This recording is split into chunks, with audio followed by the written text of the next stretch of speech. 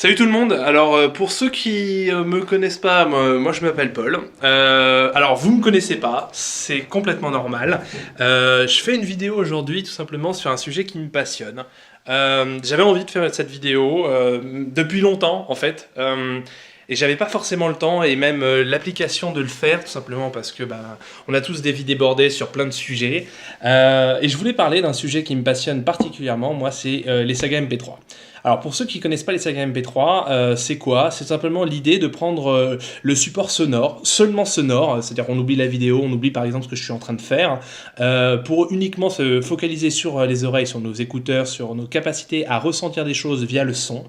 Et pour cela, en fait, il y a plein de petits créateurs, des milliers de créateurs qui ont créé des petites histoires qu'on appelle justement des sagas MP3. Si vous voulez vous renseigner un peu plus, je vous conseille vraiment fortement de découvrir les Netophonics, le NetoWiki, qui décrit justement toute cette ribambelle justement de saga MP3 disponible, qui vous propose de découvrir des univers, que ça soit post-apocalyptique, que ce soit science-fiction, que ça soit dans le monde actuel, dans le monde futuriste, en médiéval fantastique, dans des univers féeriques, magiques, virtuels, etc. Donc prenez le temps de découvrir ce support, c'est quelque chose qui mérite vraiment votre attention, parce que c'est vraiment un travail absolument incroyable. Une fois maintenant cette parenthèse terminée, en fait, je fais cette vidéo en réaction à ce que Richoult a fait, un de mes amis, enfin, je sais pas si on peut l'appeler ami, mais comme on a la même passion en commun qui est justement les sagas MP3, je vais le qualifier ainsi, a posté sur son mur Twitter tout simplement un petit classement que vous voyez ici avec différentes sagas MP3 listées. Le but de ce classement, c'est tout simplement de découvrir c'est quoi selon vous, et vous, je parle pas de moi, hein, mais de vous, de tout le monde, quelle est la meilleure saga MP3 parmi justement une certaine liste qu'il a donnée. Alors moi déjà, pour introduire le sujet, je suis quelqu'un qui adore les sagas MP3, vraiment. Je suis quelqu'un qui... Aujourd'hui, j'ai 30 ans. Je suis depuis l'âge de mes à peu près 8 ans. Je découvre tous les jours encore des nouveautés, des pépites, justement, dans les sagas MP3.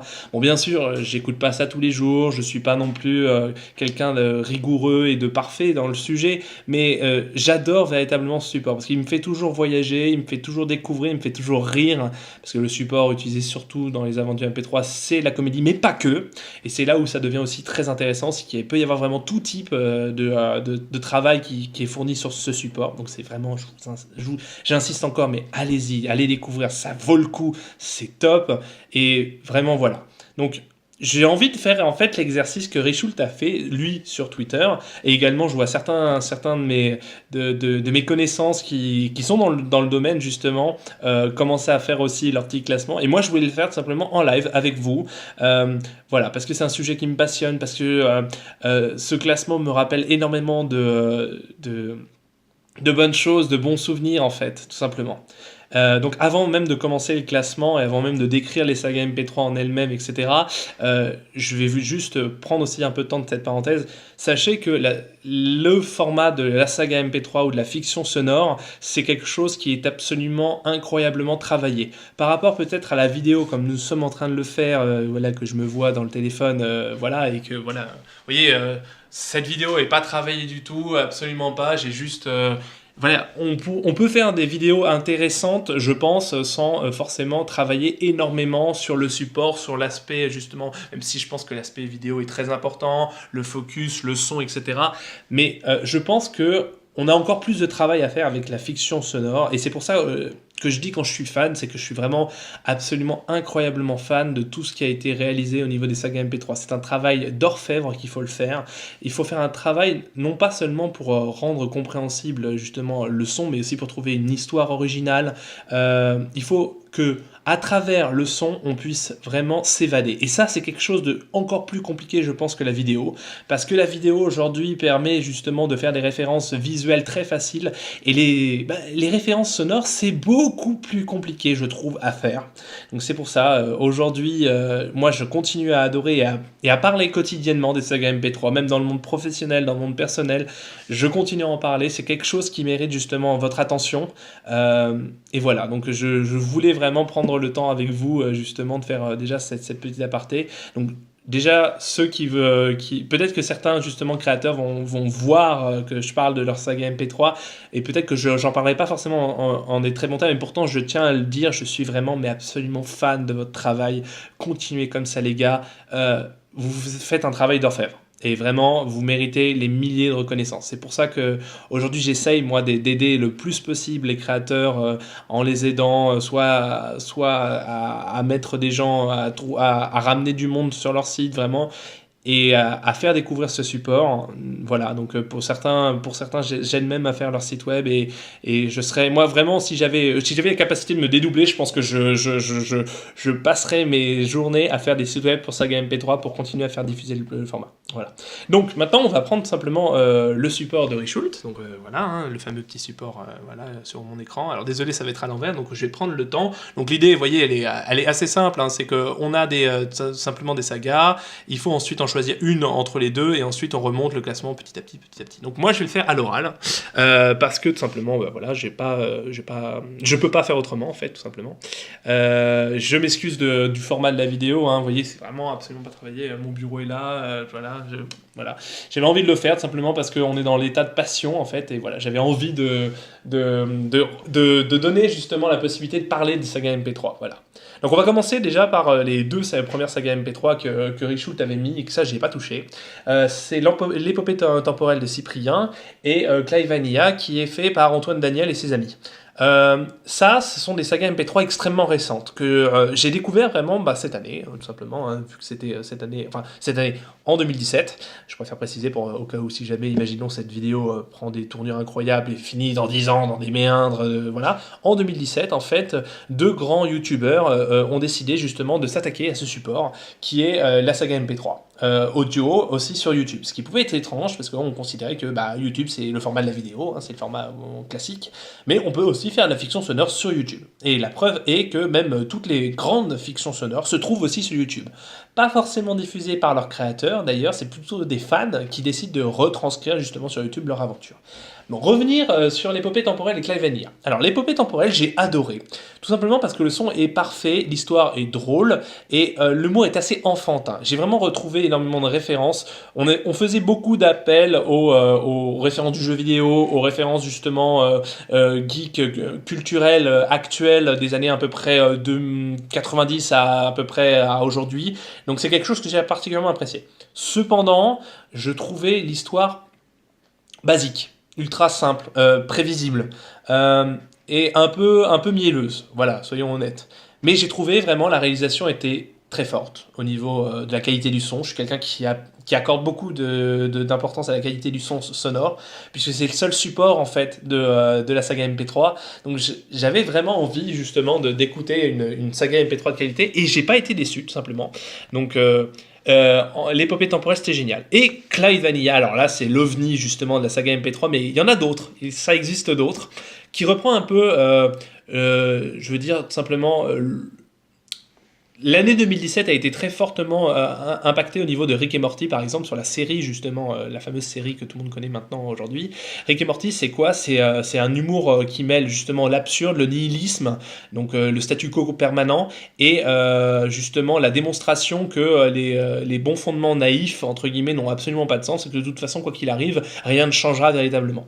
Et clairement, Clive Vanilla s'inscrit dans le what the fuck le plus complet, l'absurde, et un peu de nihilisme, un petit peu, j'ai retrouvé 2-3 trucs, et voilà, j'ai vraiment adoré ces deux sagas. Ils sont tous les deux impeccables au niveau du son. Clive Vanilla est vraiment impeccable au niveau du son, mais Clive Vanilla fait fort parce que faire du what the fuck, c'est le problème, c'est que si c'est trop what the fuck, vous arrivez à vous détacher tout le monde, et pour autant avec justement le personnage de Clyde, on arrive justement à suivre une aventure complètement what the fuck, qui n'a absolument aucun sens quand on réfléchit 2 minutes à ce qui se passe dans cette fiction sonore, mais qui est très drôle et qui est vraiment bien amené, qui a toujours des bons sentiments, mais beaucoup moins justement que l'épopée temporelle. Donc déjà, première constatation, c'est entre l'épopée et Clive Vanilla, qu'est-ce qui va se passer ? Forcément pour moi, j'ai un très très grand coup de cœur pour Clive Vanilla.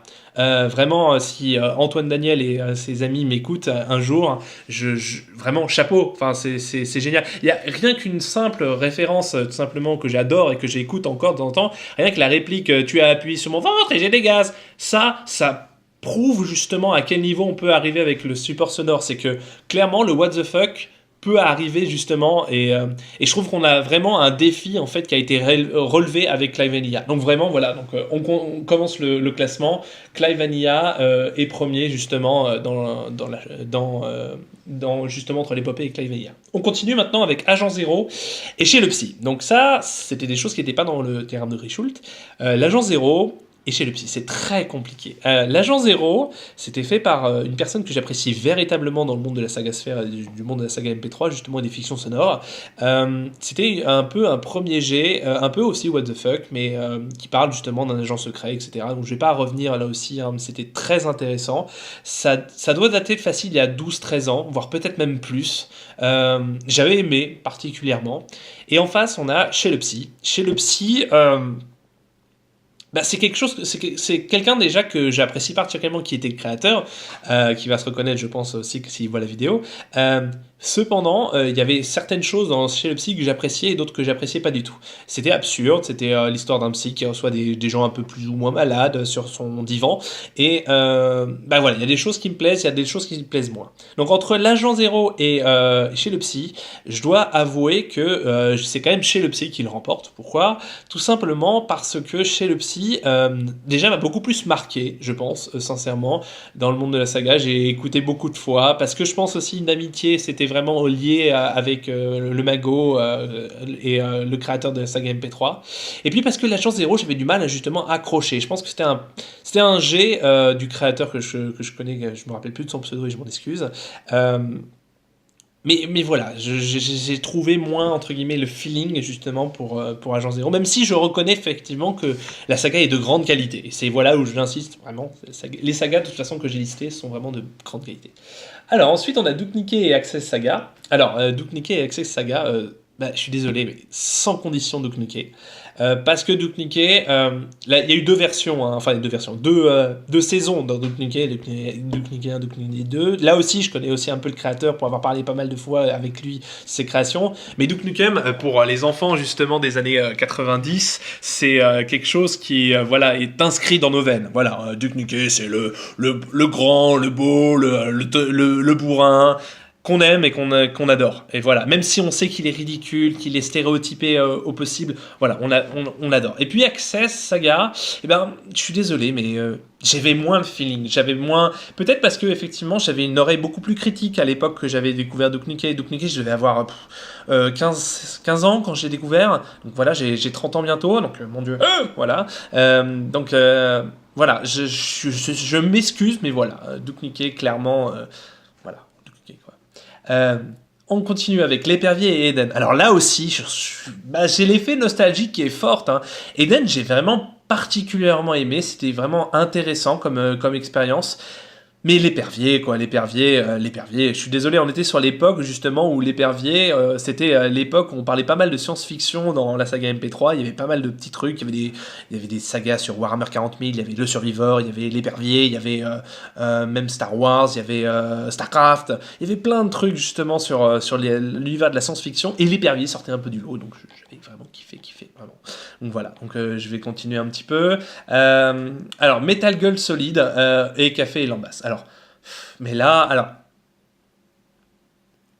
c'est compliqué, parce que j'ai l'impression que je vais encore me répéter, mais il y a aussi de la nostalgie, mais Metal Gear Solid, en fait, je me suis éclaté de rire. Je n'ai pas joué à Metal Gear. Voilà, les jeux j'étais un pro Nintendo à l'époque. D'ailleurs, je vais prendre un petit aparté pour vous le montrer à quel point j'étais pro Nintendo, mais... quand on est pro Nintendo, Metal Gear, Final Fantasy, tout ça, ça parle pas. C'est quelque chose qui parle absolument pas. Moi, vous voyez, si je peux l'illustrer un petit peu, vous voyez, c'est plus Nintendo, c'est plus entre guillemets l'univers médiéval fantastique que je retrouve un peu partout. Mais voilà, clairement, soyons très clairs, c'était Nintendo et ça reste Nintendo mon préféré. Donc forcément, quand on m'a présenté Metal Gear ou même Final Fantasy, j'étais pas forcément réceptif. Et pour autant, j'ai accroché incroyablement parce que l'humour était con, parce que les références, au final, de jeux vidéo, j'en avais pas forcément besoin pour profiter de la saga. Et ça, c'est fort. C'est quelque chose qui est très fort même. Arriver à faire rire, à me retrouver dans des sagas où j'ai pas forcément des sagas où j'ai pas forcément toutes les références, et ben c'est quand même assez fou. Enfin, moi je trouve ça assez fou. Donc voilà, donc je suis obligé de dire, j'ai la préférence forcément pour entre Metal Gear Solid et Café et Lambas. Bah, je suis désolé, mais c'est là aussi c'est Metal Gear qui gagne. Je m'en excuse. Ensuite, Milana et Genko Reva. Et ben Genko Reva, je vais être honnête, je le connais pas. Donc ça, j'y ai pas touché et je m'en excuse. Milana, j'étais vraiment très fan du concept. Et pour autant, je trouvais que c'était... je vais peut-être une critique un peu négative, c'est que je voyais pas où ça allait aller. Et quand je suis arrivé à la fin, j'étais peut-être un peu déçu. Voilà. Enfin, je sais même pas s'il y a une... D'ailleurs, c'est une bonne question. Est-ce qu'il y a une... Oui, il y a une fin, il me semble. Là je suis un doute, c'est que ça fait tellement longtemps que je l'ai écouté. Ça doit faire 6 ans que je l'ai écouté à peu près. Et qu'il y a tellement de choses qui sont passées et que j'ai complètement oublié. Mais il faudrait que je me réécoute, tiens, voilà, ça va être une occasion, je pense, de me remettre Milana sur mon lecteur audio. Ensuite, la tour de balle et le chevalier de bourré. Donc ça, c'est moi qui ai fait ces changements. La tour de balle et le chevalier bourré, c'est quelque chose que... voilà, la tour de balle, c'est vieux, c'est très vieux, mais c'est très bien. Et le chevalier bourré, j'ai découvert ça il y a 8 ans, je pense. Je n'avais pas envie de découvrir une saga MP3 ce jour-là. Et le Chevalier Bourré a réussi à me faire un peu... J'étais surpris. J'ai fait, ouais, c'est bon, c'est basique un peu, ça parle, voilà. Mais c'est pas mal, étonnamment. Et puis je me suis laissé aller. J'étais en train de jouer à un jeu vidéo. Généralement, quand j'écoute une saga MP3, je joue à un jeu vidéo. Et si j'arrive à me faire détacher un jeu vidéo, ou si je suis dans les transports en commun aussi, si j'arrive à me détacher du transport en commun et d'écouter véritablement, c'est que ça me plaît. Et c'est arrivé à ça. Donc, entre la tour de balle et le chevalier bourré, là aussi, je suis désolé, mais la tour de balle a l'historique, en fait, de ma préférence, parce que j'étais un enfant quand j'ai découvert ça, et c'était intéressant, et je trouvais que c'était assez incroyable, ce qui a été fait assez rapidement aussi, voilà. Donc voilà, forcément, je mettais la tour de balle par rapport au chevalier bourré. Ensuite, j'ai mis, désolé, Xanta et Velvorn. Xanta et Velvorn. Alors, les deux sont absolument incroyables. Vraiment. Enfin... Il y en a un qui parle voilà. Velvorn et Xanta, c'est vraiment des très très bonnes sagas. C'est pas forcément les plus connues, et c'est dommage, mais elles méritent votre attention. Vraiment, ces deux sagas méritent véritablement votre attention. Donc prenez le temps d'aller les voir, franchement. Enfin, prenez le temps. Alors, Xanta, j'ai participé en tant qu'acteur, et j'ai peur que ça change dans mon jugement, en fait. Donc forcément, vous savez ce que je vais dire si jamais je vous dis ça. Et pour autant, Velvorn mérite vraiment d'être plus haut que certains que j'ai déjà cités, en fait. Entre l'Épervier et Velvorn, par exemple, j'aurais dit Velvorn. Entre Chez le Psy et Velvorn, j'aurais dit Velvorn aussi. Donc, voilà, c'est comme ça. Le jeu, Xanta arrive devant. Ensuite, alors là, on arrive sur quelque chose d'extrêmement compliqué. On a Signé Furax et le cacao qui tue. Alors, Signé Furax, pour ceux qui ne connaissent pas, c'est une des premières sagas radiophoniques jamais diffusées dans l'histoire de France. C'est quelque chose d'absolument incontournable et que pourtant personne ne connaît. Mais vraiment, d'ailleurs, si jamais quelqu'un veut signer Furax, je lui donne les archives, je les ai toutes. Ça vaut le coup, parce que ça date des années 60. C'est absolument incroyable. C'est étrange, parce que même quand je l'écoute, je l'ai encore là, sur mon lecteur audio et sur mon téléphone actuellement que je filme, je l'ai encore, je me réécoute certains épisodes de Signé Furax. C'est absolument jouissif d'entendre des choses qui arrivent encore à nous parler et qui est incroyablement bien faite pour l'époque, moi je trouve. Et de l'autre côté, on a Le Cacao qui tue, qui est une saga absolument faite aux petits oignons niveau sonore. Mais c'est un peu vide au niveau du scénario. Les chansons sont géniales dans Le Cacao qui tue. Les personnages sont très intéressants. Mais l'histoire en elle-même, bof. Voilà, bof. Sincèrement, voilà, j'avais besoin de... Voilà. Donc c'est forcément Signé Furax. Signé Furax. Enfin voilà. Prenez le temps de l'écouter. Si vous n'avez pas la possibilité, je vous envoie les archives, je vous les mets à disposition, il n'y a pas de souci. Mais ça vaut le coup, ça vaut vraiment le coup. D'ailleurs, il faudrait que je vois si c'est encore sous copyright ou pas. Mais ça, c'est vraiment quelque chose qui se transmet et mais ça vaut le coup. Voilà. Ensuite, on a Banal Fantasy ou Star Wars. Alors, bah là, je suis désolé, mais Banal Fantasy 1 et 2, je ne jouais pas à Final Fantasy. Et pour autant, j'ai tellement kiffé ces deux sagas. Je parlais avec des gens qui étaient fous de Final Fantasy et de Banal Fantasy, et j'arrivais à rire avec eux, mais je me plaisais tellement. C'était génial. Voilà. Ensuite, on a un autre très très très grand. On a la Troisième Légion et Matrix. Alors, la Troisième Légion, pour moi, c'est les descendants directs de Pérus dans une saga MP3. Clairement, c'était les rois des calembours. Ils me faisaient pisser de rire sur un sujet complexe qui était l'histoire justement de romaine, etc. Donc c'était vraiment très intéressant. Ça faisait beaucoup de références avec des sujets, enfin avec des technologies, on parlait, voilà. Et puis l'humour était accessible à tous et pour autant j'adorais quoi, j'adorais. Et Matrix aussi j'ai adoré les références avec Matrix, c'était génial. Et puis Mitch qui est le créateur de Neto Wiki et du Netophonix a tellement fait pour le support de la saga Sphère et du monde de la saga MP3 et de la fiction sonore qu'il mérite aussi d'être plus haut. Mais je suis désolé, mais la Troisième Légion, voilà, c'était. Et d'ailleurs, c'est devenu difficile de l'écouter aujourd'hui, la Troisième Légion, parce que le site est mort, parce que c'est des fichiers difficilement trouvables. Mais ça vaut le coup, nom de Dieu, ça vaut le coup. Et on ne saura jamais la fin. Il y a une saison 2, on ne saura jamais la fin. Moi, ça me fait un pansement au cœur. Chaque fois que j'en parle, ça me fait mal. Ça me fait mal. C'était une aventure absolument géniale. Donc, prenez le temps de la découvrir. Ensuite, on a eu Ocarina of Time et Resident Evil. Alors là, voilà, moi je suis un fan de Zelda, donc voilà. Je vais même pas m'étendre parce que voilà, c'est même pas la raison qui parle. Ensuite, on a Survivor et Adoprix Oxys.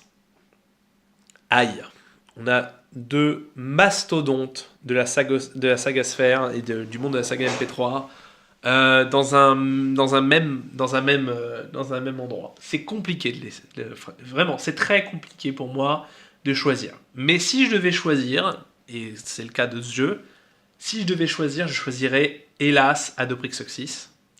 Hélas dans quel sens? Survivor, c'était une saga absolument incroyable au niveau de l'audio. Du début jusqu'à la fin, je crois que c'est la première saga qui a fait que j'ai acheté des bons casques pour écouter les sagas MP3. C'était impeccable. Et on m'avait tellement vendu que c'était impeccable que j'ai voulu vérifier par moi-même. Et c'est absolument impeccable au niveau du son. Au niveau du scénario, c'est très bon. Au niveau des personnages, c'est très bon. Au niveau du comic, c'est très bon. Mais alors pourquoi j'ai choisi Adoprix Oxys? Alors Adoprix Oxys, c'était du what the fuck. Mais du what the fuck très intéressant. Et plus l'aventure avançait, plus le discours, le scénario, les personnages devenaient épiques. Et pour moi, Adoprix Oxys, c'est la preuve qu'une petite équipe a pu grandir de A à Z et fournir une prestation absolument époustouflante. Les derniers épisodes sont absolument incroyables. Vraiment. C'est difficile aujourd'hui de se replonger dans Adoprix Oxys. Les premières versions des épisodes, soyons honnêtes, c'est difficile. C'est dur. Et voilà. Quand on a les écouteurs en tête, on fait ouf, c'est un peu difficile. Mais alors les derniers,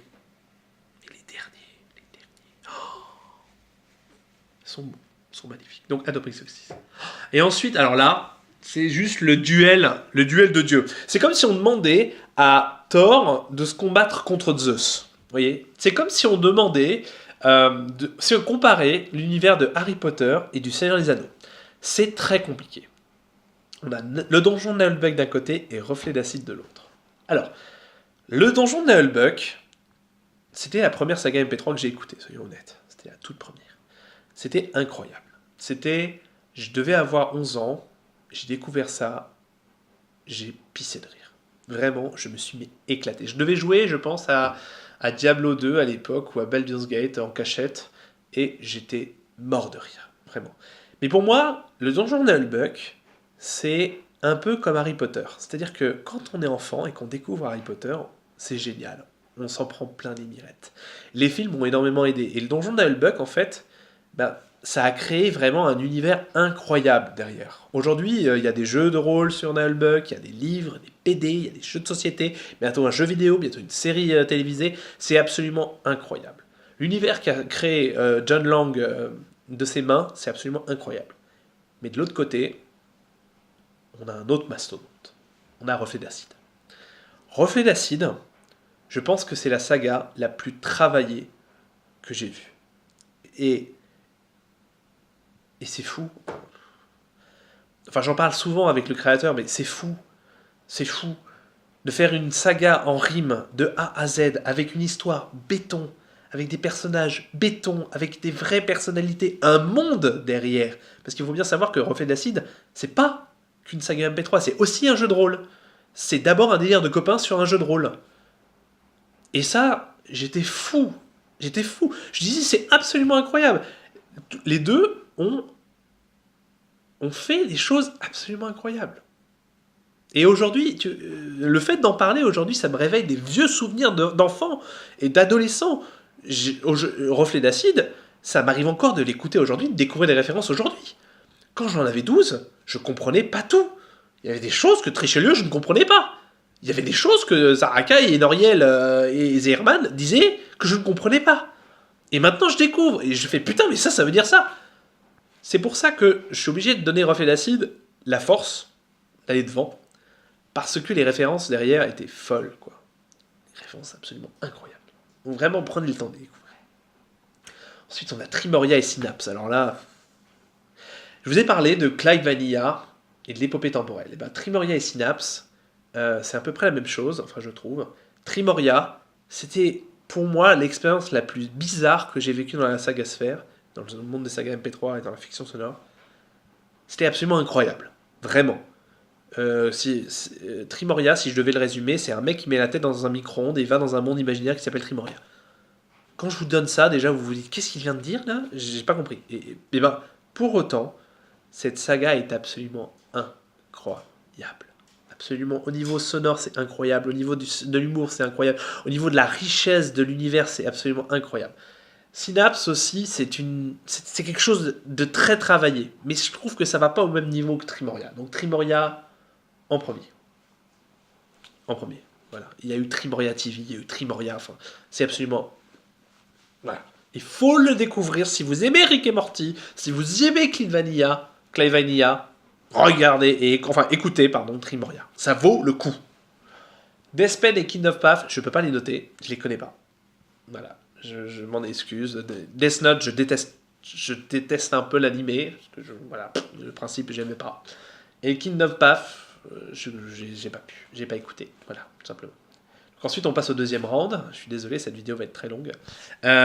Ensuite, donc on a Clyde Vanilla et Chez le Psy. Alors là, je vais être très clair, Clyde Vanilla, tout de suite. Je m'en excuse, Mago, mais Clyde Vanilla, quoi. C'est fou. Ensuite, on avait Duc Niquet et l'Épervier. Ah, Duc Niquet, je suis désolé, hein, l'Épervier, c'était amour de jeunesse, mais Duc Niquet aussi, et Duc Niquet, quoi, je veux dire, merde. Ensuite, on a eu Metal Girl et Milana. Et ben là, ça va être Milana. Parce que Metal Girl, j'aimais bien, mais Milana méritait vraiment aussi, voilà, Milana. Ensuite, j'ai eu La Tour de Bâle et Xanta. Bon bah, Xanta. Je suis désolé, mais Xanta, c'est fou. Voilà, bref. Voilà. Ça me tue, hein, ça me tue. Hein. Ce genre de classement me tue. Hein. Ensuite, on avait Signé Furax et Banal Fantasy. Alors, Signé Furax, il n'y a pas photo. Signé Furax. La Troisième Légion et Ocarina of Time. Ben là, c'est la Troisième Légion. Je vais un peu, voilà, Troisième Légion. Ocarina of Time, c'était pas au niveau. Enfin, Troisième Légion, c'est tellement haut que non, c'est pas possible. Enfin, Troisième Légion, quoi. Vraiment, rien que la musique était magnifique dans la Troisième Légion. Ensuite, on avait Aldoprix 6 et Reflet d'Acide. Oh putain, merde, quoi. C'est comme si je comparais, je reprends un peu la comparaison, c'est comme si je comparais Zeus et Hercule. Bah, c'est quand même Zeus qui gagne, quoi. Merde, quoi. Donc Reflet d'Acide. Reflet d'Acide, tout de suite. Ensuite, Trimoria, les autres, je les connais pas, donc Trimoria. Voilà. On continue. Donc j'avais dit que je me dise pas de bêtises. Clyde Vanilla et Duc Niquet, maintenant. Clyde Vanilla et Duc Niquet. Clyde Vanilla. Je suis désolé, hein, mais Clyde Vanilla, c'est vraiment un truc fou, hein, je trouve, cette série. Elle est vraiment intéressante. Duke Nukem mérite vraiment aussi son attention, mais là, on est dans un autre niveau, je trouve. On est vraiment dans un autre niveau. Voilà. Ensuite, on avait, excusez-moi, ouais, on avait Milana contre Xanta. Milana contre Xanta. Xanta. Il n'y a pas photo. Je suis désolé, hein. J'adore Milana. Mais Xanta, coup de cœur. Ensuite, signé Furax et la 3ème Légion. Signé Furax et la 3ème Légion. Putain. Ça, on commence à vraiment devenir dans des choix cornéliens pour moi. Signé Furax ou la 3ème Légion. Bah, je crois... Je vais laisser la place à la 3ème Légion. Je peux pas mettre signé Furax parce que j'écoute pas avec la même oreille. Quand j'écoute avec la signé Furax, je dois vraiment me concentrer. Alors que la 3ème Légion, ça coule de source, c'est fluide. Alors que signé Furax demande une concentration quand même pour écouter. Ensuite, on avait Reflet d'Acide, et Trimoria. Reflet d'Acide. Désolé. Reflet d'Acide. On avait Clyde Vanilla et Xanta, maintenant. On arrive dans le shortlist, là. Clyde Vanilla et Xanta. Ben, c'est Xanta, pour l'instant. Parce que Clyde Vanilla, c'est bien. J'ai beaucoup ri. Mais c'est facile, je pense, de faire du what the fuck. Et c'est pas facile de faire une histoire et de créer un véritable univers persistant. Quand je dis persistant, c'est que j'arrive à imaginer des choses dans l'univers qui ne sont pas dans la saga. C'est-à-dire que quand on me parle d'un truc, ben j'essaie d'imaginer comment ça représente et je sors un peu du contexte audio. Clyde Vanilla ne donne pas cette puissance-là. Dans Xanta, largement. Ensuite, on avait Reflet d'Acide et la 3ème Légion. Reflet d'Acide et la 3ème Légion. Putain, c'est compliqué ça aussi. C'est Reflet d'Acide. Je suis désolé. Reflet d'Acide, la fin a montré qu'on était dans un autre niveau. Voilà. Et là, maintenant, on est en face des 2 vainqueurs pour moi. Et ça me fait mal parce que le donjon, Survivor, la Matrix, le cacao qui tue, Duke Nukem, Metal Gear, Velvord, les autres méritent véritablement leur place. Et regarde, écoutez-les, bordel, écoutez-les. Mais là, entre Reflet d'Acide et Xanta, ça me fait mal, mais je suis obligé de dire Reflet d'Acide. Reflet d'Acide est ouf. C'est ouf. Je suis un amoureux de la langue française, dans le sens où je suis très mauvais en orthographe, en grammaire, en tout ça. Je suis une profonde merde, voilà, soyons clairs. Mais je suis admiratif de ceux qui manient bien la langue. Raymond DeVos, même dans tous les domaines, hein, que ce soit la politique, que ce soit le social, que ce soit les comics, que ce soit tout. Quelqu'un qui manie bien la langue française mérite l'attention de tous, parce qu'il va dire... Il va transmettre une richesse de pensée qui est incroyable. Et Reflet d'Acide, c'est une richesse de pensée et de référence absolument incroyable. Il y a 3 ou 4 niveaux de lecture, quelquefois, dans Reflet d'Acide. Xanta, on n'arrive pas à ça. Xanta, ça rappelle vraiment un peu l'humour de gamin, qu'on a tous un peu en nous, mais c'est pas au niveau. Quoi. Reflet d'Acide, c'est beaucoup trop haut, en fait. Donc voilà. Donc... Je pense que vous vous doutiez un peu de ce classement et de ces résultats. Mais voilà, j'avais envie de faire cette vidéo tout simplement pour dire déjà... Merci déjà Richoul d'avoir fait ce classement, j'en avais envie. Et puis voilà, pour vous communiquer un peu cette passion que j'ai, moi, sur les sagas MP3 et les fictions sonores. Donc voilà, prenez le temps de les découvrir. Vraiment. Allez sur le site de... Alors, hop, on va essayer d'illustrer ça. Alors, ouais. Allez sur ce site-là. Vous avez... alors, c'est le Netophonix. Il y a un classement des sagas MP3. Je vous conseille de le suivre. Il n'est pas actuel parce qu'il date depuis maintenant 15-20 ans. Enfin, voilà, facile. Donc forcément, il y a beaucoup de bravos qui, des fois, ne pourraient pas être compréhensibles.